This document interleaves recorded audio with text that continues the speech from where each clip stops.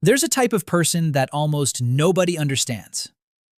They don't lack ambition, they don't lack intelligence, and they definitely don't lack vision. In fact, they might be the ones who dream the biggest. They imagine a future most people can't even see clearly.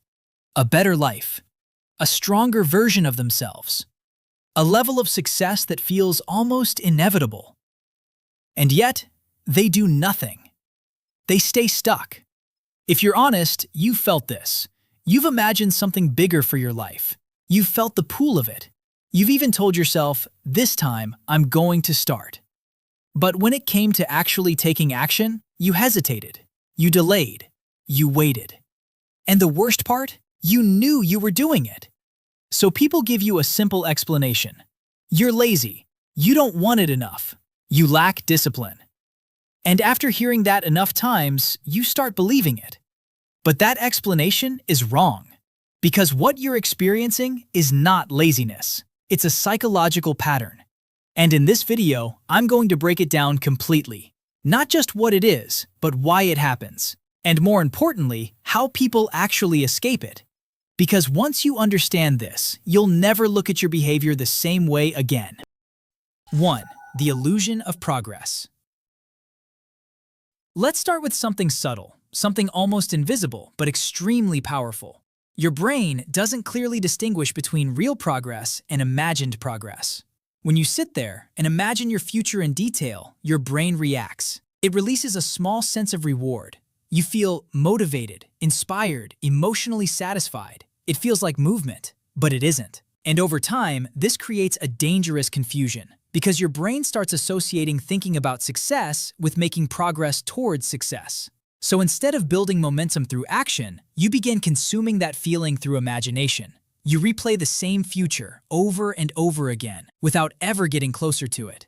And this leads directly to the next problem. 2. The gap no one talks about.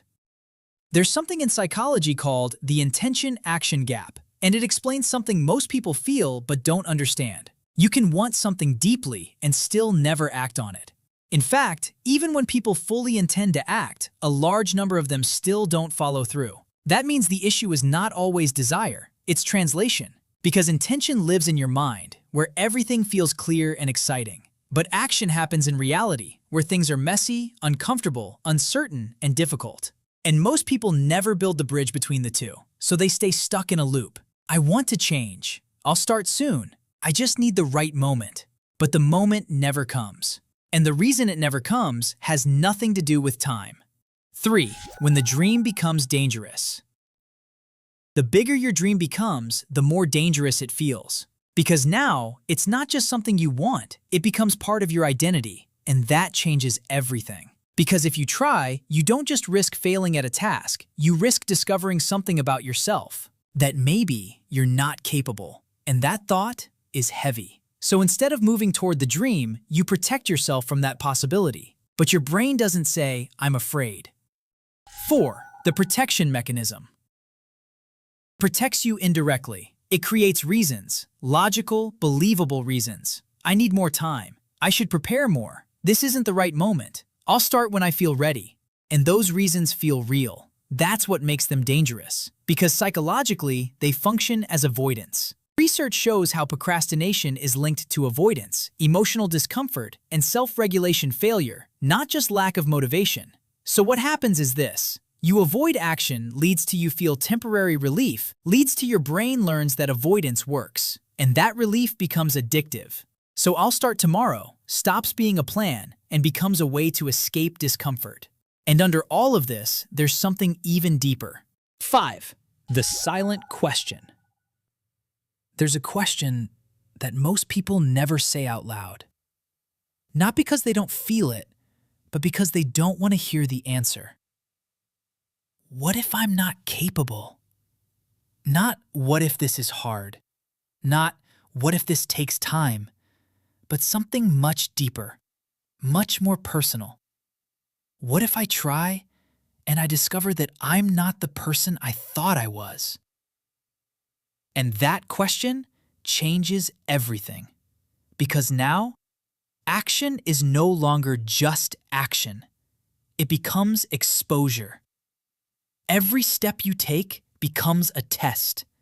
Sending the email, starting the project, uploading the video. They're no longer simple actions. They become evidence. Evidence about your intelligence, your discipline, your potential, your limits. And if that evidence turns out negative, you can't ignore it anymore.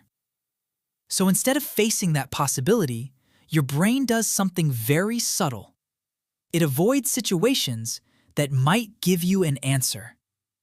Because action gives feedback, and feedback can hurt. Research shows that low self-efficacy, the belief that you can actually execute, is strongly linked to procrastination. Which means the less you believe in your ability to act, the more you delay acting at all. So instead of testing yourself in reality, you stay in imagination. Because imagination is safe. In imagination, you can succeed without effort. You can win without risk. You can become someone without being tested. And most importantly, imagination never judges you. It lets you feel capable without ever proving it. 6. The comfort trap. And then comes the final layer, the one that locks everything in place. Your brain prefers comfort. Not long-term comfort, short-term comfort, immediate comfort. And in today's world, comfort is everywhere. Scrolling videos, notifications, endless content. Each one designed to give you something very specific. Instant reward, zero effort. And your brain notices that, because from a biological perspective, this makes perfect sense. Why spend energy doing something difficult, uncertain, and uncomfortable when you can get a reward instantly? So your brain starts learning a pattern, not consciously, but through repetition.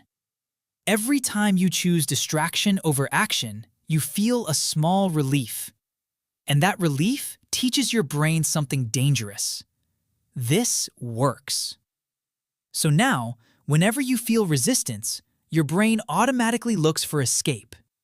Not because you're weak, but because your brain has been trained. Trained to avoid discomfort instead of moving through it. And that's how people get trapped. Not in a dramatic way, not in a visible way, but slowly, quietly, day after day. They think, they plan, they imagine, but they don't move. Not because they don't dream, but because dreaming feels safe, action feels risky. But here's the truth. This is not who you are. It's a pattern, a system your brain learned, and anything that is learned can be changed. The people who escape this don't suddenly become more motivated. They don't wake up one day with unlimited discipline. They change something much simpler. They change how action works. Instead of saying, I should start, I need to feel ready, I'll do it later, they remove the decision completely. They decide in advance, if this happens, I act. If it's 9 a.m., I start working. If I sit at my desk, I open the project. If I hesitate, I do the smallest step anyway. No thinking, no negotiation, no emotional debate. Because the moment you start debating, you've already lost. This is what research calls implementation intentions, turning vague goals into specific behaviors linked to real situations. And it works because it removes friction. It turns action from something you have to decide into something you automatically execute. And suddenly, movement becomes easier than delay. So next time you imagine your future, pay attention, not to the dream itself, but to what happens after it. Because imagination can do two very different things. It can push you forward, or it can trap you in place. It can give you direction, or it can give you a false sense of progress. And the difference between the life you dream about and the life you actually live is not talent, it's not intelligence, it's not even motivation. It's this. Did you move when it mattered? Or did you stay in your head just a little bit longer until nothing changed?